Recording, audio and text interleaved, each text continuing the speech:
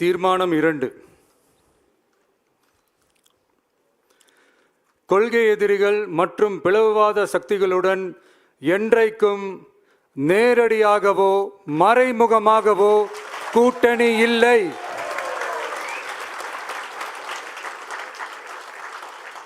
ஒன்றிய அளவில் மலிவான அரசியல் ஆதாயங்களுக்காக மக்களை மத ரீதியாக பிளவுபடுத்தி மக்களிடையே வேற்றுமையை விதைத்து அதில் குளிர்காய நினைக்கிறது பாஜக. அவர்களின் இந்த விஷமத்தனமான வேலைகள் வேறு எங்கு வேண்டுமானாலும் எடுபடலாம், ஆனால் தமிழகத்தில் ஒருபோதும் எடுபடாது.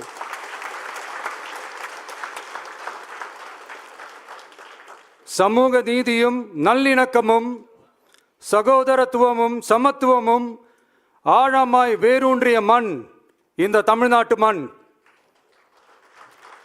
எனவே இங்கு தந்தை பெரியாரை அவமதித்தோ அறிஞர் அண்ணாவை அவதூறுக்கு உள்ளாக்கியோ அல்லது தமிழ்நாட்டின் மதிப்பிற்குரிய தலைவர்களை வைத்தோ அரசியல் செய்ய நினைத்தால் அதில் பாஜக ஒருபோதும் வெற்றி பெறவே இயலாது.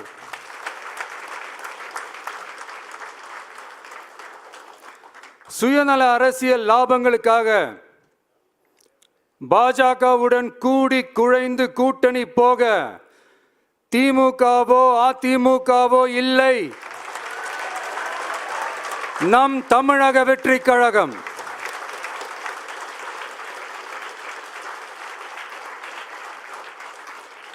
கொள்கை எதிரிகள் மற்றும் பிளவுவாத சக்திகளுடன் என்றைக்கும் நேரடியாகவோ மறைமுகமாகவோ கூட்டணி இல்லை என்பதில் தமிழக வெற்றி கழகம் மிக உறுதியாக இருக்கிறது.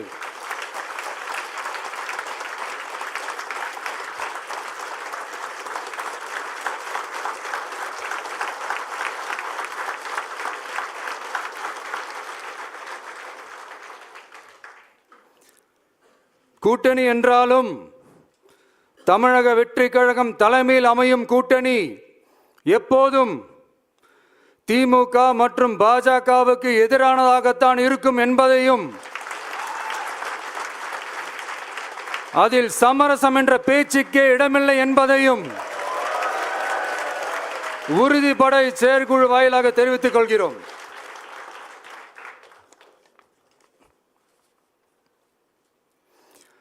இது இறுதியான தீர்மானம் மட்டுமல்ல, உறுதியான தீர்மானம்.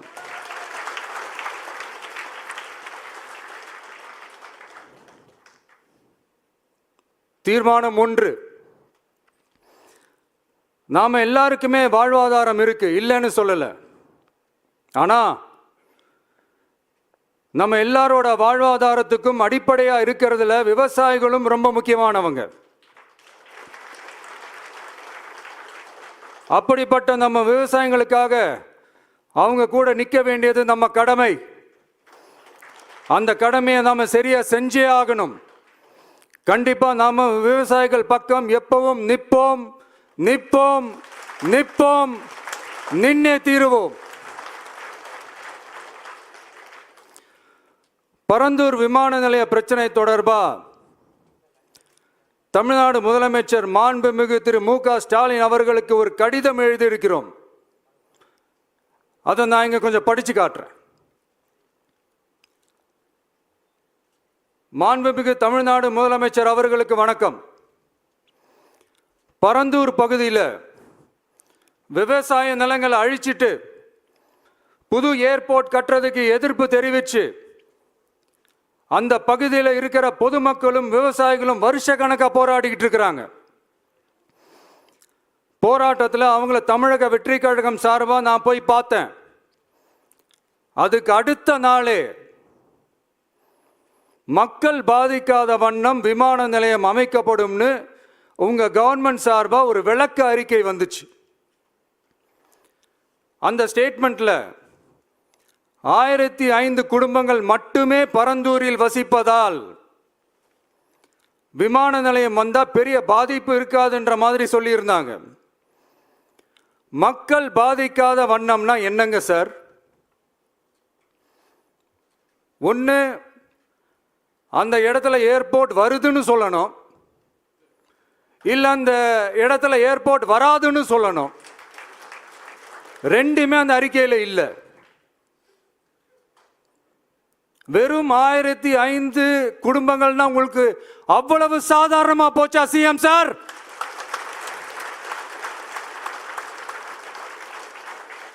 $15,000 மக்கள், அந்த மக்களும் நம்ம மக்கள் தானே. ஏன் அந்த அக்கறையோ அந்த மனிதாபிமானமோ உங்ககிட்ட இல்ல? எதிர்கட்சியா இருந்தா மட்டும்தான் மக்கள் மேல உங்களுக்கு அக்கறை இருக்குமா?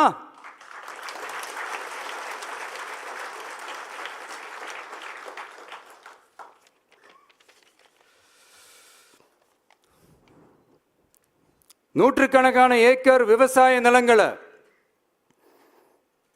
மிகப்பெரிய நீர்நிலைகளை, ஆயிரக்கணக்கான வீடுகளை, அவங்களோட வாழ்வாதாரத்தை அழிச்சிட்டு அந்த இடத்துல தான் ஏர்போர்ட் கட்டியே ஆகணும்னு என்ன சார் அவசியம் இருக்கு?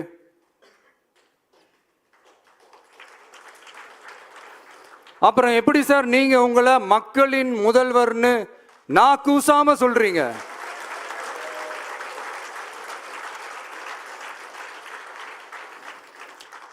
இதுல வேற உங்களுக்கும் இந்த பரந்தூர் ஏர்போர்ட் கட்டுற பிரச்சனைக்கும் சம்பந்தமே இல்லாத மாதிரி வேற காட்டிக்கிறீங்க.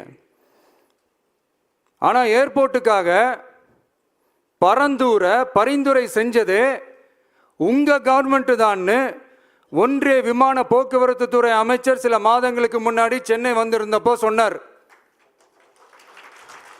அதுக்கும் உங்ககிட்ட இருந்த எந்த பதிலும் இல்லை. இந்த சூழ்நிலையில் பரந்தூர் விமான நிலைய பணிகளுக்காக விவசாய நிலங்களை கையகப்படுத்த கடந்த 25/6/2025 அன்னைக்கு உங்க கவர்மெண்ட் தான் அரசாணை பிறப்பிச்சிருக்கு. விமான நிலையம் அமைக்கிறதையே ஏற்க மாட்டோம்னு வருஷக்கணக்காக போராடுற மக்களோட நிலங்களையும் சேர்த்தே கையகப்படுத்த அந்த ஆணை பிறப்பிக்கப்பட்டிருக்கு. விவசாயிகளோட கண்ணீரை துடைக்க வேண்டிய தமிழ்நாடு அரசு அவங்களோட கண்ணில் குத்துறதாகவே இருக்கு இந்த ஜிஓ. இதெல்லாம் உங்களுக்கு தெரிஞ்சுதான் நடக்குதா? உங்க ஒப்புதலோடு தான் நடக்குதா? தெரியல, பதிலும் தெரியல. பரந்தூர் மக்களை இது வரைக்கும் நீங்க ஏன் சந்திக்கலன்னு கேட்டா அதுக்கும் பதில் இல்லை.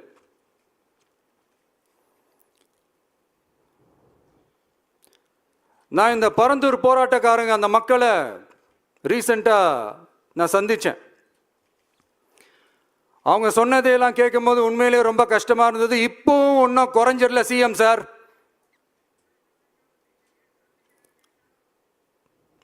சாதி மதம் கடந்து தங்களோட குடியிருப்புகளை, விவசாய பூமியை, வாழ்வாதாரத்தை, நீர்நிலைகளை காப்பாற்ற ஒன்னா நின்று போராடிக்கிட்டு இருக்கிற பரந்தூர் பகுதி விவசாய பெருங்குடி மக்களை தயவு செஞ்சு நீங்க நேரில் சந்திச்சு பேசுங்க.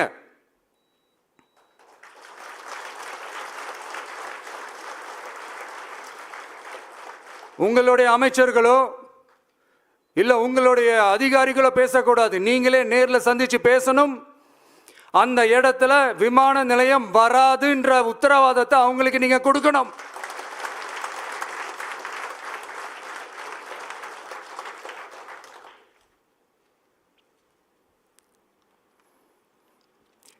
இதையெல்லாம் நீங்க செய்யாம எல்லாத்தையும் கடந்து போகணும்னு நீங்க நினைச்சீங்கன்னா பரந்தூர் பகுதி விவசாய மக்களையும் பொதுமக்களையும் நானே அழைச்சிக்கிட்டு வந்து தலைமை செயலகத்தில் உங்களை நேரில்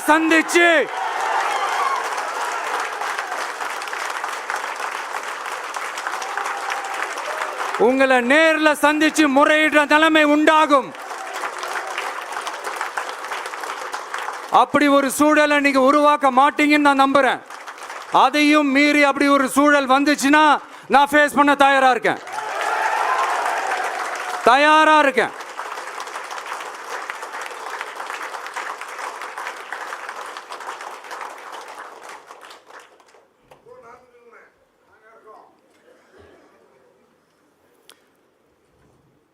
நான் பரந்தூர் வந்த அன்னைக்கு நான் ஒரு விஷயத்த சொன்னேன், அதே தான் இங்கே நான் திரும்ப ரிப்பீட் பண்ணுறேன். We are not against any developments. We are not against airports. அந்த லொகேஷன் தான் தப்புன்னு சொல்கிறோம்.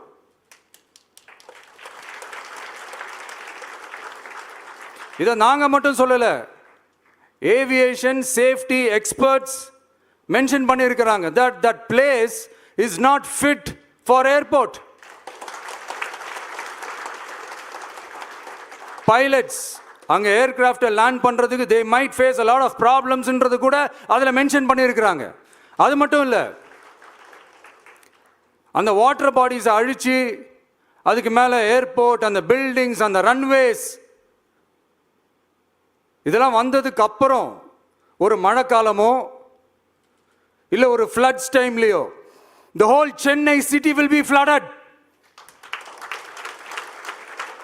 இதையும் அதில் மென்ஷன் பண்ணியிருக்கிறாங்க.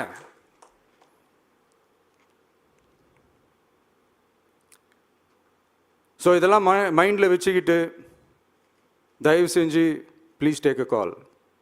தேங்க்யூ. நன்றி, வணக்கம்.